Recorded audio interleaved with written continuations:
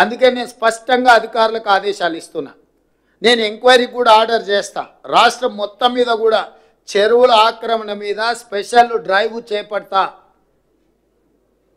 ఎవరైనా వాళ్ళు ప్రజాప్రతినిధులు అయి ఉండొచ్చు, లేకపోతే ఇతరులు అయి ఉండొచ్చు, లేకపోతే సమాజంలో బాగా ఇన్ఫ్లుయెన్స్ ఉన్న వాళ్ళు అయి ఉండొచ్చు. మీరు ఇట్లాంటివి ఏమైనా చేస్తే మీరే స్వయంగా వాటిని సరెండర్ చేస్తే అది మీకు గౌరవంగా ఉంటుంది, ప్రభుత్వానికి వెసులుబాటుగా ఉంటుంది. అట్లా కాకుండా ఏదైనా జరిగితే మాత్రం ప్రభుత్వం కఠినంగా చర్యలు తీసుకోవడానికి వెనక్కి తగ్గదు. ఏ ఒత్తిడి వచ్చినా ప్రభుత్వం తట్టుకోవడానికి సిద్ధంగా ఉన్నది. ఇట్లాంటి విషయాలల్లో ఎక్కడ కూడా ప్రభుత్వము వెనక్కి తగ్గదు. కాబట్టి ఈనాడు ఈ చెరువులకు సంబంధించి, కుంటలకు సంబంధించి, కాలువలకు సంబంధించి, నాలాలకు సంబంధించి స్పష్టమైన చర్యలు తీసుకోవాల్సిన అవసరం ఉన్నది. అందుకే కలెక్టర్ గారికి నేను ఆదేశాలు ఇస్తున్నా. మీ పరిధిలో ముఖ్యంగా మహబూబాబాద్లో ఈ చెరువుల ఆక్రమణ కూడా అధికారిక రికార్డులను మీరు ఒకసారి సమీక్షించుకొని ఈ ఆక్రమణలకు సహకరించిన అధికారుల మీద కూడా చర్యలు తీసుకోవాల్సిన అవసరం ఉన్నది. దీన్ని కూడా దృష్టిలో పెట్టుకొని వరంగల్ మీద కూడా ప్రత్యేకమైన దృష్టి పెట్టేది ఉన్నది. ఎందుకంటే చిన్న వర్షం వచ్చినా వరంగల్ పట్టణం అంతా ముంపుకు గురవుతుంది. మేము కొన్ని చర్యలు చేపట్టడం వల్ల గత 3 రోజులుగా అత్యధిక వర్షాలు వచ్చినా హైదరాబాద్లో కొంత నియంత్రించగలిగినాము. నాలాల ఎంక్రోచ్మెంట్ రామ్నగర్లో ఒక్క నాలా ఎంక్రోచ్మెంట్ తొలగిస్తే నా రామ్నగర్ ఏరియా మొత్తం వరదలో మునిగిపోకుండా ఈరోజు ఆ రామ్నగర్ ప్రజల్ని కాపాడగలిగినాం. అంటే ఒక్క నాలా తొలగిస్తేనే ఇంత సహాయము జరిగింది.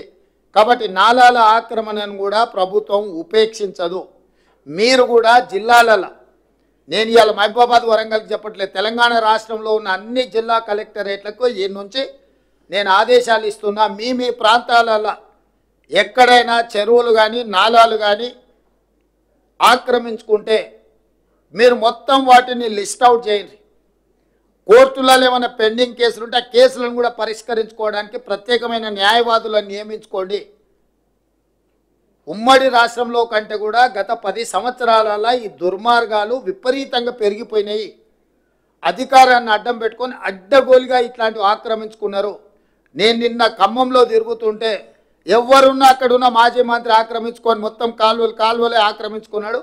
ఆ నీళ్ళంతా ఖమ్మం ఊరి మీదకి వచ్చి పడి ఖమ్మం ఊరంతా మునగడానికి ఆ మాజీ మంత్రి గారే కారణం అని నాకు ఫిర్యాదు వచ్చింది. వీటిని వాస్తవాలను పరిశీలించి దాని మీద కఠినమైన చర్యలు తీసుకోవడానికి అవసరమైన చర్యలు చేపట్టాలని చెప్పి రెవెన్యూ మంత్రి గారికి సూచన చేసిన. కలెక్టర్ గారికి కూడా, ఖమ్మం కలెక్టర్ గారికి కూడా నేను ఆదేశాలు ఇస్తున్నా. దాని రిలేటెడ్ ఇష్యూస్ ఏమున్నా అవి హైకోర్టులో ఉన్నాయా, లోయర్ కోర్టులో ఉన్నాయా, ఇతర శాఖల దగ్గర ఏమైనా మేనేజ్మెంట్ జరిగిందా, ఆ కబ్జాలకు సహకరించిన అధికారుల మీద చర్యలు తీసుకోవడానికి అవసరమైన చర్యలు తీసుకోవాలి.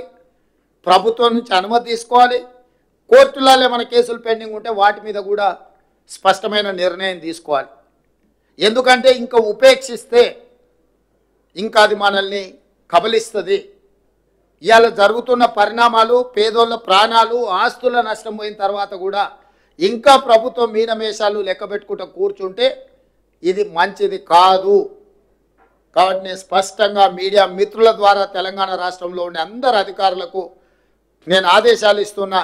ముఖ్యంగా చెరువులను ఆక్రమించుకున్న ఎంతటి వారున్నా తొలగించాల్సిందే. దీనికి మొదట నివేదికలు తయారు చేయండి. హడావిడి చేయడం వల్ల ప్రయోజనం లేదు. పకడ్బందీగా నివేదికలు తయారు చేసి ఆక్రమణలు గుర్తించి అవసరమైతే కోర్టు నుంచి అనుమతి తీసుకుందాం. ఈ ఆక్రమణలు తొలగించడానికి విధి విధానాలు పాటించుకుంటూనే పక్కాగా చర్యలు తీసుకుందాము. ప్రభుత్వం ఇది ఒక ప్రత్యేక కార్యాచరణ కింద తీసుకుంటుంది. ఈ ప్రభుత్వం ప్రాధాన్యతతో కూడుకున్న పనులలో చెరువుల యొక్క ఆక్రమణలను, నాలాల ఆక్రమణలను తొలగించేది చాలా అత్యంత ప్రాధాన్యతతో కూడిన కార్యక్రమంగా తీసుకుంటాం. మేము రకరకాలుగా స్పందిస్తున్నారు నాయకులు. కొంతమంది ఈయననే ఇప్పుడే ముఖ్యమంత్రి అయినా, ఇప్పుడే వచ్చిండా అని. అవునాయన, నేను ఇప్పుడే ముఖ్యమంత్రి అయినా, ఇప్పుడే అధికారం వచ్చింది, అధికారం పేద ప్రజలకు ఉపయోగిస్తున్నాను. నేను ఇన్నాళ్ళు మీ చేతుల అధికారం ఉండి మీరు ఆ ప్రభుత్వంలో మీరు మంత్రిగా పనిచేసారు. మీరు ఆక్రమించుకుంటుంటే కళ్ళు మూసుకొని ఉన్నారు. ఇప్పుడు నేను కనీసం చేయాలనే ప్రయత్నం చేస్తున్న కొంతమంది నాయకులు మాట్లాడుతున్నారు. నేను వాళ్ళ పేర్లు ప్రస్తావించదలుచుకోలేదు. ఎందుకంటే ఇది కొంత ప్రజలు ఇబ్బంది పడుతున్న, కష్టపడుతున్న సందర్భం. పెద్ద రాజకీయాలకు తావియదలుచుకోలేదు. ఇక రెండవది, అమెరికాలో జల్సాలలో మునిగి తేలుతున్నాయని కూడా ట్విట్టర్లో మా ప్రభుత్వాల మీద మంత్రుల మీద దాడి చేస్తుండు. నిజంగానే నీకు కన్సర్న్ ఉంటే 4 రోజుల నుంచి ప్రతిపక్ష నాయకుడు ఒక పలుకు కూడా పలకలే, బయట కూడా కనిపిస్తలేడు. ఆయన ఎక్కడున్నాడో తెలియదు. ఆయన పుత్రుడు అమెరికాలో జల్సాలు చేసుకుంటూ ఆయన ప్రభుత్వం మీద బురద జల్లే ప్రయత్నం చేస్తుడు. 4 రోజుల తర్వాత మేము ప్రశ్నిస్తే ఇవాళ ఒక ఆయన బయలుదేరాడు, సూర్యాపేట పోయిందంట, ఆ నుంచి ఖమ్మం పోయిందంట. 100 ఎలుకలు తిరిగిన పిల్లి తీర్థయాత్రలు పోయిందంట, ఇంక ఇట్లాంటి తప్పులు చేయనని. 10 ఏళ్ళ నుంచి ఆక్రమించుకున్నది మీరే. ఖమ్మంకు వెళ్ళిన మాజీ సాగునీటి పారుదల శాఖ మంత్రి హరీష్ రావు గారు, మిమ్మల్ని సూటిగా నేను అడుగుతున్నా, మీ మాజీ మంత్రి పువ్వాడ అజయ్ ఆక్రమించుకున్న కాలువల్ని తొలగించడానికి మీరు ఖమ్మంలో డిమాండ్ చేయగలరా? నేను మీ దగ్గరికి అధికారులను పంపిస్తాను. ఎందుకంటే మీరు గతంలో చెరువులకు సంబంధించిన minor irrigation and major irrigation మినిస్టర్గా మీరు పనిచేసినారు. రాష్ట్రం పట్ల పూర్తిగా సంపూర్ణమైన అవగాహన ఉందని మీరు పదే పదే మాట్లాడుతుంటారు హరీష్ రావు గారు. పువ్వాడ అజయ్ ఆక్రమించుకున్న కాలువలను తొలగించడానికి మీరు చిత్తశుద్ధితోని మీరు సహకరిస్తారా?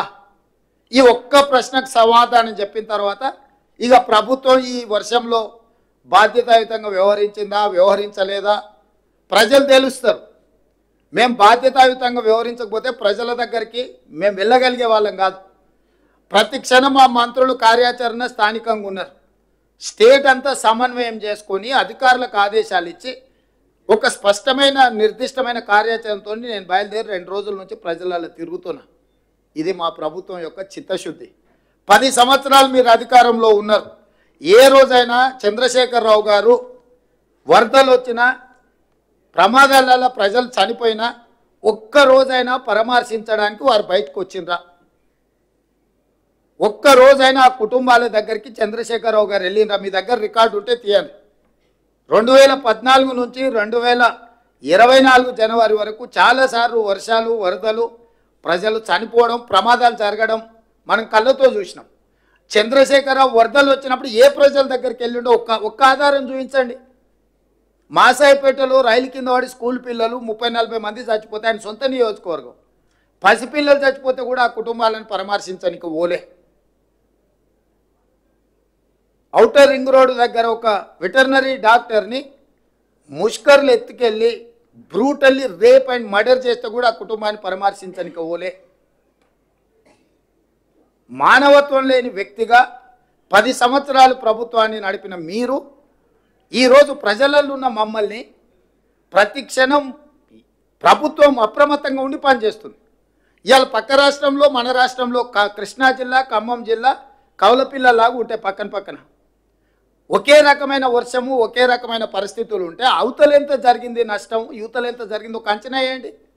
ఈ ప్రభుత్వం అప్రమత్తంగా ఉందో లేదో. అవతల నష్టం జరగడం కూడా బాధాకరం. అవతల జరిగి ఉండొద్దు, యువతల జరిగి ఉండొద్దు. కాకపోతే ఈ ప్రభుత్వం అప్రమత్తంగా ఉందా లేదా అనే దానికి ఒక సరిపోల్చుకోవడానికి 2 పక్కనే ఉన్నాయి. మీరే చెప్తారు అవతల రాష్ట్ర ముఖ్యమంత్రి గారు అప్రమత్తంగా ఉన్నారు, సంతోషం, మంచిది. వారి అనుభవంతో అప్రమత్తంగా ఉండి ఆ జిల్లాను ఆ రాష్ట్రాన్ని ఆదుకోవడానికి ప్రయత్నం చేశారు. అదే సందర్భంలో ఈ రాష్ట్ర ముఖ్యమంత్రి కూడా 24 గంటలు కంటిన్యూస్గా 30 తారీఖు నుంచి ఈ రోజు వరకు కంటిన్యూస్గా పర్యవేక్షిస్తూనే ఉన్నాం, చర్యలు తీసుకుంటూనే ఉన్నాం. రెండింటిని పోల్చి చూడండి. మరి అవతల రాష్ట్రంలో ప్రతిపక్ష నాయకుడు లేకపోతే మా నాయకురాలు షర్మిల గారు ప్రజలకి వెళ్ళి కష్టపడ్డోళ్ళ దగ్గర, ఇక్కడ ఉన్న ప్రతిపక్ష నాయకుడు ఎక్కడున్నాడు? అసలు ఉన్నాడా? ఎందుకు కనిపిస్తలేడు? ఎందుకు మాట్లాడతలేడు? ఆయన కొడుకెక్కడ ఉన్నాడు? అమెరికాలో లేడా? అమెరికాలో జల్సాలు చేయట్లేదా? అమెరికాలో జల్సాలు చేసేటోడు కూడా మా 10 ఏళ్ళ అధికారం అనుభవించి 1,00,000 కోట్లు అక్రమంగా సంపాదించుకొని అమెరికాలో జల్సాలు చేస్తున్నాడు కూడా ఈరోజు ఈ ప్రభుత్వం మీద దాడి చేస్తున్నారు. అయినా ఈ ప్రభుత్వం మనోధైర్యం కోల్పోదు. ధైర్యంతో ప్రజలకు అండగా నిలబడి ప్రజల్ని ఆదుకోవడానికి ప్రయత్నం చేస్తుంది. స్వచ్ఛంద సంస్థల్ని సమాజంలో ప్రముఖులుగా భావించే వాళ్ళను కార్పొరేట్ కంపెనీలకు నేను విజ్ఞప్తి చేస్తున్నా, ప్రజలు కష్టాలలో ఉన్నారు, మీ చేతనైన ఆర్థిక సహాయాన్ని అందించండి.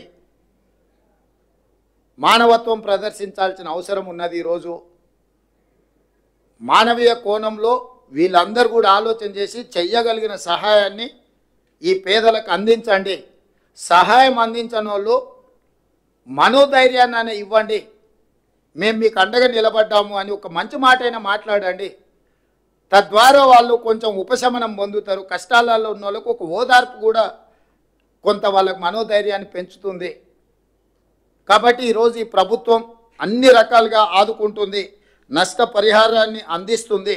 అన్ని రకాలుగా నేను అధికారులకు మళ్ళా సూచన చేస్తున్న ప్రజాప్రతినిధులు, మా ఎమ్మెల్యేలకు కూడా, మురళీ నాయక్ కానీ, రామచంద్ర నాయక్ గారు కానీ, యశస్విని రెడ్డి గారు కానీ, మా నాగరాజు గారు కానీ, వేదిక మీద ఉన్న ముఖ్యమైన నాయకులకు, ఎమ్మెల్యేలకు, సీతక్కకు, ఎంపీ పార్లమెంట్ నాయకుడు బలరాం నాయక్ గారు కానీ, అదేవిధంగా కనకయ్య గారికి, క్షేత్రస్థాయిలో మీరు ఎప్పుడు ప్రజల మధ్యలో ఉండండి, తిరగండి. గండ్ర సత్యనారాయణరావు గారు ఉన్నారు.